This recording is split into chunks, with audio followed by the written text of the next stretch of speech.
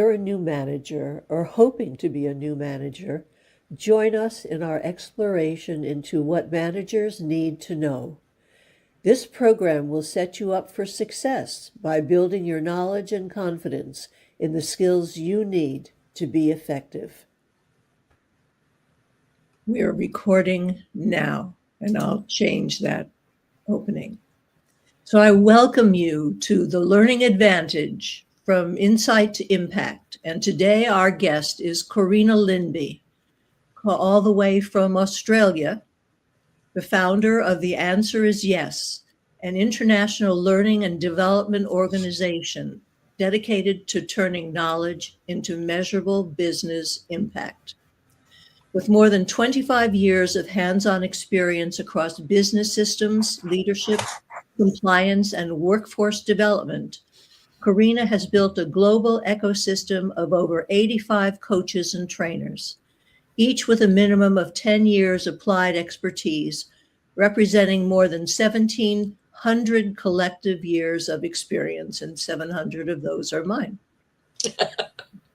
Corrina is widely recognized for her ability to bridge the gap between strategy and execution.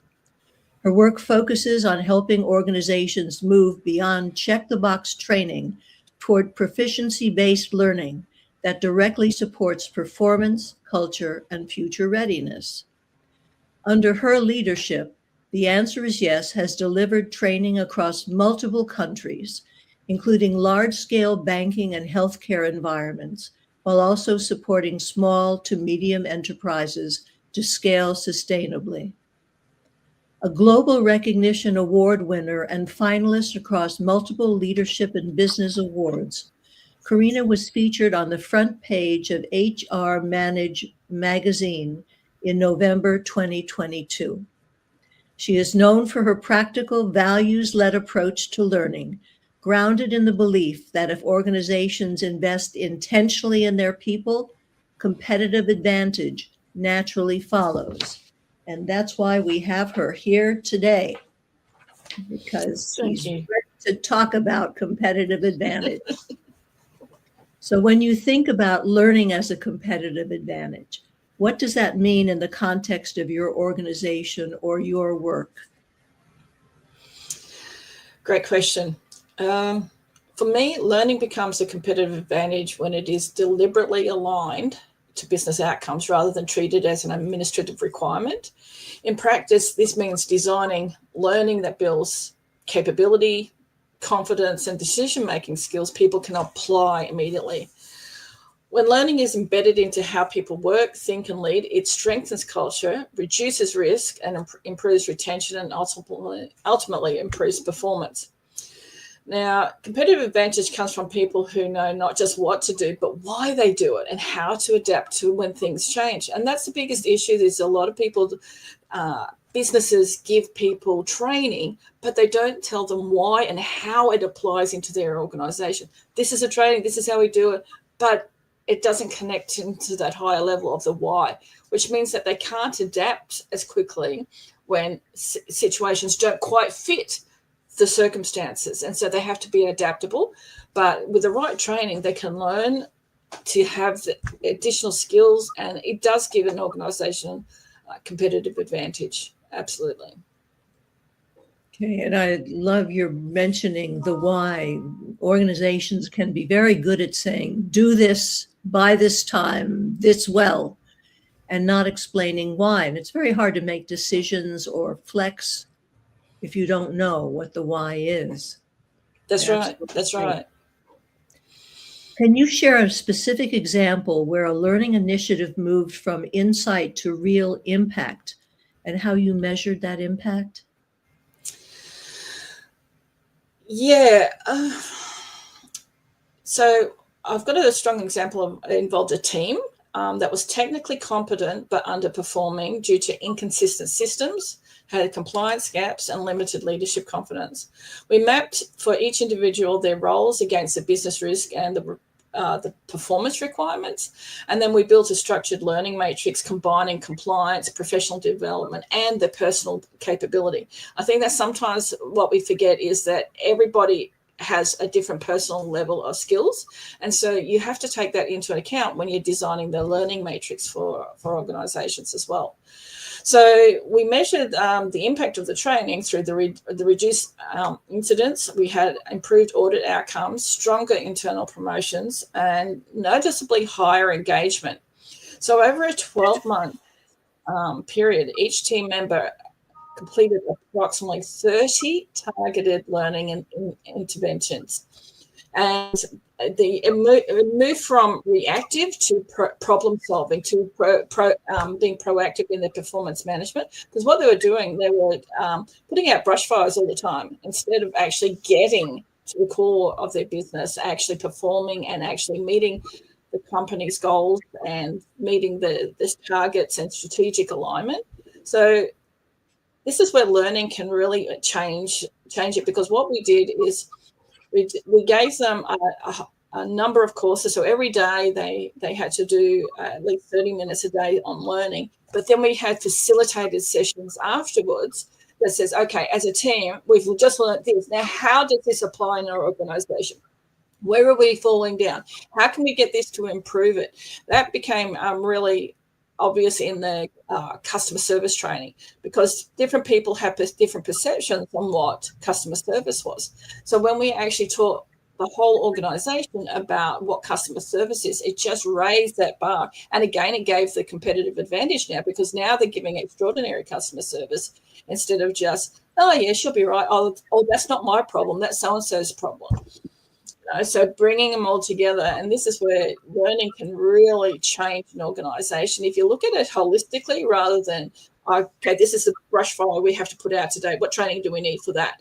But looking at it holistically, and that's why they ended up doing about 30 courses with us over 12 months, because they had to upskill. So some people are great in one area and they're not great in different areas, so you had to bring everybody consistently up to the same level. And that's where, I'm a great advocate of online training. I love online training. So it gives everybody consistent training. Everybody hears the same thing, essentially, at different times.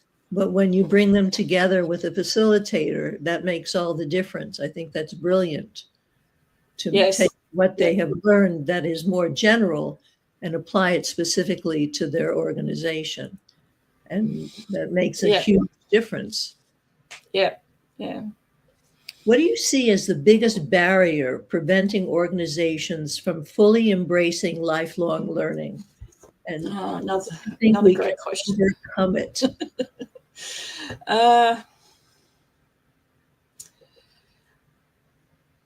I think the biggest barrier is the belief that learning takes people away from productivity. In reality, poorly designed learning, it does that, but effective learning saves time, reduces errors, and increases accountability. Another barrier is fear, both from leaders and employees, that learning will expose gaps rather than develop strengths. And so when learning is positioned as support rather than scrutiny, participation and outcomes improve significantly. So it has to change the attitude from the leadership as to why we're doing the training. Not to, oh, you've been a bad boy or you're doing this wrong. It's like, this is now to uplift and to build skills into people. I think they're the two biggest barriers that I see from a lot of organizations. It never occurred to me, the idea that they would see it as a gap that reflected on them. Yeah. I have done it, and people at different stages, they've started to deflect, and it then starts to putting the blame onto somebody else. And so then when we change that attitude, that it's a strengthening, not exposing people to that scrutiny. Oh, you've failed to do this all this time. You should have been doing this. No, we need to change the language around the lifelong learning. Okay. What are the top 3 challenges you will be struggling with in 2026? Top 3. Not so much struggling, I guess. My top struggle is sometimes balancing the growth and the marketing. because we're all constantly developing. We're up to over 400 online courses now. So while we're developing courses, sometimes the marketing slips. So I've been working with the teams to get consistent marketing across the board. So in that endeavor, we're now partnering with other organizations that have strong affiliate programs. So we're connecting our courses into their system. So that's a big job because, I mean, we've got 400 courses. But what we aim to do is start looking at avenues of where we can tap into other people's already built markets and take advantage of that one. The other one is, I guess, as a business owner, is balancing the need of the business versus my personal needs as well. So make sure that the work-life balance, it's a bit of a catchphrase, but in reality is that if I don't give back into myself, if I don't spend time on my own personal development, because I'm busy doing everybody else's personal development, the tank runs dry. So I have to make sure that I'm constantly evolving as well, that I'm constantly learning, which I do, listening to all my trainers' talks and everything. I do get a lot of learning. But sometimes listening to other trainers' talks and editing them is different from actually doing it. And so this is where they're taking the time to actually decide what courses am I going to do this year and how to implement that. That's all I can think of off the top of my head. Come up with 3. Those are 2 very big ones. Yeah, so it's interesting, and balancing business growth. The other thing about having business growth is always making sure that putting the infrastructure behind it. That's a huge thing for me, is that as we grow, then we've got to look at what infrastructure, what duplicatability can I put in place, because that's the third one, is my succession planning. Is I've got to make sure that everything is already outlined, built in, so that I do have a succession plan for the organization, because I believe this is what we're doing is going to go beyond my current years. And so it's learning to develop and build it and structure everything.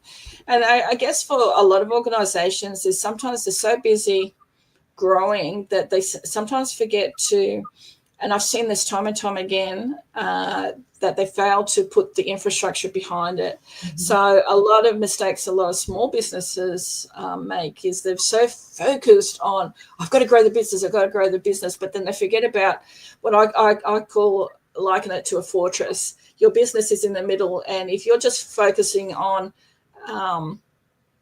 growth, which is business development, so think of like a carport, that's your business growth is the top of the roof. If you don't put the 4 walls up, customers can take you out, suppliers can take you out, government can take you out. There's so many things that can take you out that you've got to put up the walls around your business to protect it. And that's where all your compliance stuff needs to be in place. Your infrastructure needs to be in place, because it's no good growing a business if you don't protect it at the same time.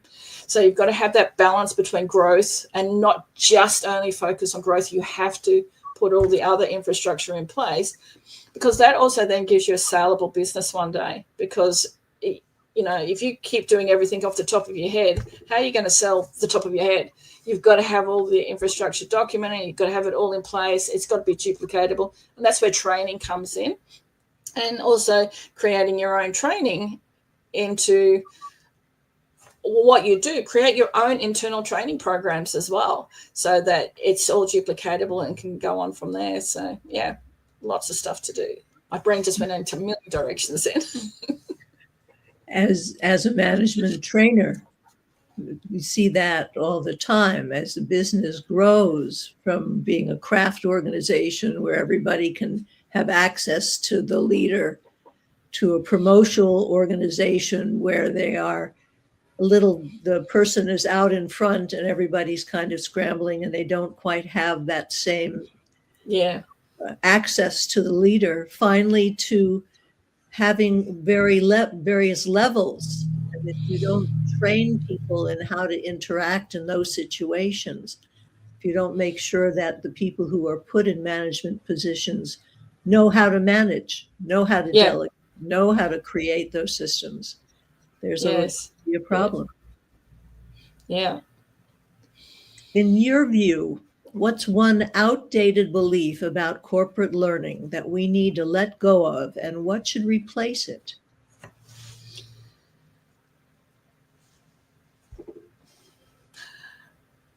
The idea that completion equals competence.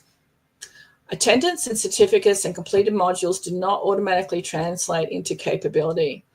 What we should replace this belief is, and this is what we do a lot of, is proficiency-based learning, where success is measured by demonstrated skills, behavioral change, improved outcomes, not simply ticking a box. For example, traditionally, first aid training has been a one-day course, and we've seen the effectiveness of the difference of what we've done. So traditionally, first aid training, you do the whole day. The trainer is there. They teach you how to do CPR. They test you. You complete it, the paperwork. You demonstrate that you can do it. But the real test comes, can you do it 5 days later? And often people can't recall exactly what they're supposed to do 5 days later. So as a necessity came out about, one of our trainers does a lot of rural Australia. Now, rural Australia, it's a lot of kilometres between distances. We have flooding, we have bushfires, we have, cyclones, we have all sorts of stuff. So trying to get a trainer to a location to do the training, they've got to pay for travel. They've got to pay for the accommodation. They can't do it in one day. So it often takes about 4 days to get to some of these locations, maybe longer. And so we needed to come up with a way that we could do the training without the trainer having to travel there all the time. And so what we did was we created all of the learning online, and then what she would do is we'd send them the equipment, or they bought their own equipment, so they had it on hand for future. And then she would zoom in and do the assessment. Now, the difference that we found was, and the feedback was outstanding, is that because they did the learning online and they were told what they were going to be assessed on, they made sure that they were prepared when it came time for the assessment. So now they've really embedded that learning, that they have to demonstrate proficiency-based training, that they can actually do the work. And so that made a huge difference, and it opened up a huge market for my trainer.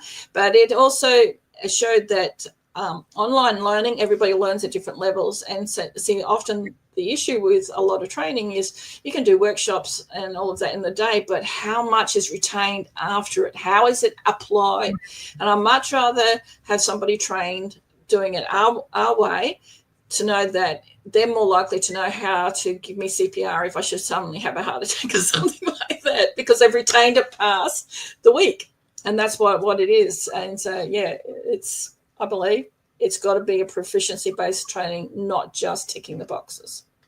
Oh, absolutely. I fully agree with you. And the Ebbinghaus curve, the whole idea that people forget so much very quickly. And if we don't reinforce it the way you do by bringing in a facilitator, the way you do by having that person zoom in, the way I do with classroom training by scheduling something right after to reinforce what they're learning. Right. Yeah, absolutely. Very important. Okay.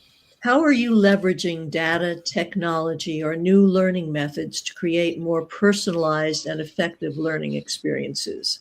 And maybe you have just answered that. Did you have more you want to say? Yeah, I guess our biggest one is our own learning management platform. When we originally started out, we were using other people's platforms like Teachable, Thinkific, and all of that sort of stuff, but we soon outgrew that, and it was a big learning curve for us because we had to transfer 400 courses from one platform to another platform, and it wasn't an export, it was a copy and paste. Believe me, that was the most painful learning experience that I had. It set us back 6 months, but it gave us so much more power and control. Now we own our own learning platform. We also white label our platforms now, because what we're working with organizations is to teach them, as they're getting bigger, that they can have their own learning management platform. And so that all the information that they put on how they do the stuff in their system, like this is the way that we do such and such and such and such. So they have learning. So what they're doing, you're capturing that knowledge. So if your key person leaves, you still got all their knowledge and training there on hand. And it means that the next staff member who comes in to replace them, they get consistent learning. So you're not setting them up for failure. They're getting the same level of experience and knowledge that the previous persons would have. Then the advantage of what we do is that you can build all of your own internal learning, but then we can create a bridge from our system to their system for expert training. So like it might be your fire training that's been customized to your organization, could be the cybersecurity that's been customized to your organization, so it can link it across and they can do it, but it seems like it's all part of your one system.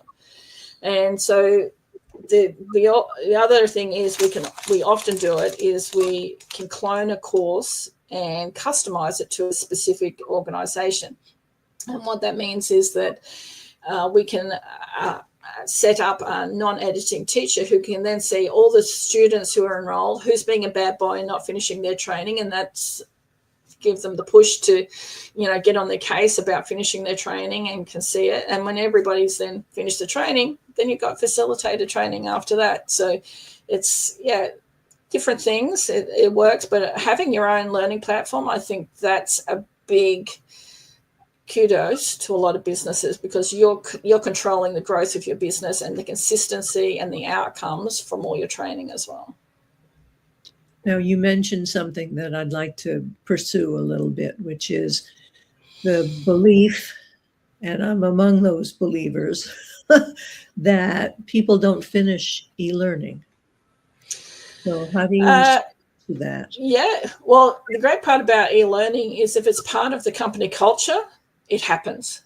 It makes them happen. And it comes down to leaders have to model it. They have to be the ones that modeling, the 15, 20, 30 minutes a day and having it consistently. It needs to be going into their diary on a daily basis. This is a job that I have to do every day, because part of the online learning modules is great because it's chunked down. So you can do a couple of pages and go, yep, I've done that thing, and then come back the next day, pick up where you left off.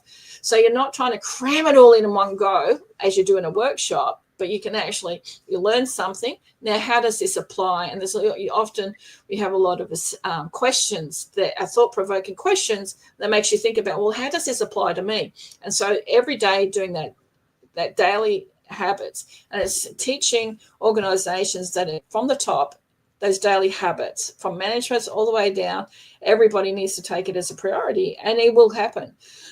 We have a lot of completion rates for organizations because all the employees are told they must do it. But it's changing it out for them. It's particularly if we then add in a facilitated session after the event.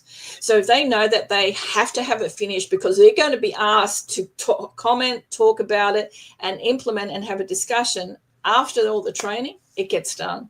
I mean, we just done over 145 bank employees out of Trinidad, and they were learning a particular topic. And so we'd have all the learning.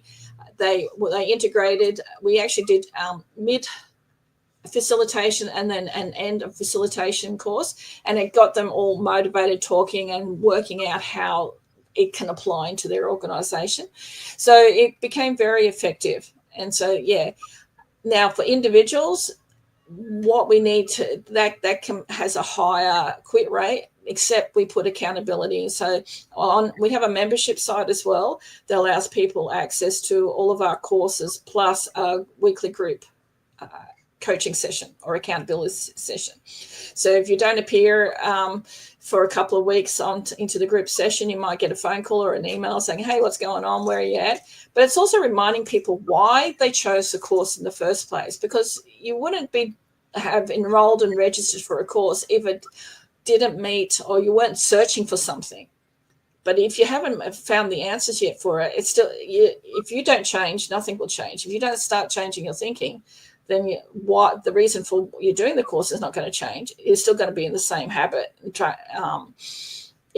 just changing things. So it's just keeping people motivated and reminded as to why they're doing what they're doing. All right, good answer. If you could give one piece of advice to leaders who want to build a true culture of continuous learning, what would it be? Comes back to what I was saying, definitely they have to model it. Leaders must be visibly participating in learning, talking about what they are developing, and reward growth, not just outcomes. And learning must be safe, relevant, connected to real work. So when people see leaders learning openly, it signals across the organization that growth is valued, not perfection. And that's, I believe, is the key, is that if they can see that they are doing, my leaders are doing it. If I want to be as good as them, or if I want to succeed, I need to be doing what they're doing. And if they're doing that 15 to 30 minutes a day learning, one, it starts to build a habit, and two, it actually demonstrates to the organization of how much you value the learning. And that's the only way you're going to start to change the culture. It has to be demonstrated from the top down, not just telling people what to do. You have to be leading it and demonstrating to them that you value that learning. Absolutely. Walk the talk. Mm-hmm. Absolutely. My last question is, what's one book, resource, or learning experience that has had a lasting impact on you personally? I guess the one book that has really stuck out in my mind has been The Slight Edge by Jeff Olson. One small step every day can change the world for you. And that's what, it comes back down to 15 minutes a day learning. But it's in his book, he talks about like a hamburger. If you have a hamburger today, it's not going to kill you. But if you have a hamburger every day, a negative impact is going to have, that curve is going to have an impact on your health. But if you do a healthy choice today and a healthy choice tomorrow, those small incremental changes, eventually you'll see a healthy lifestyle. And then that goes across business as well. And that's why it really stuck, is those incremental learnings. And that's why with the online learning, they're all incremental. It's not, you don't have to finish everything in a day. It's like, no, we would much rather you do slowly and do step by step by step by step. You're building those habits, and it's those slight increases. And that's when you look back and go, oh, wow, what have I accomplished? But it's like trying to run a marathon with no training. It's not going to happen. You've got to take the smaller steps along the way. But I really enjoyed The Slight Edge, and it's on audio as well. And it's, it had a powerful impact both personally and on my business. Excited. So is there anything that you would like to say? I've been asking you lots of questions, but something you feel our listeners should know. They've been great questions. I think it comes down to you have a choice to change your destiny, and saying yes to opportunity. And I guess that's our business name. We're always saying yes. And we even created our own song, Saying Yes to Opportunity.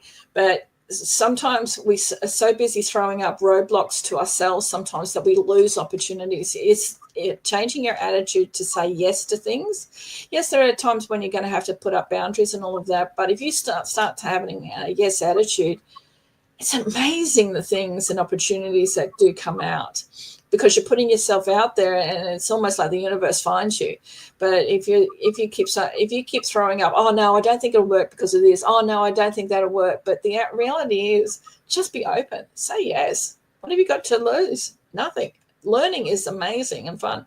And I have been blessed to work with 85 coaches and trainers, and their collective knowledge is like, I'm editing their courses sometimes, and it's just like, wow, that is so interesting. So I get a backseat learning all the time.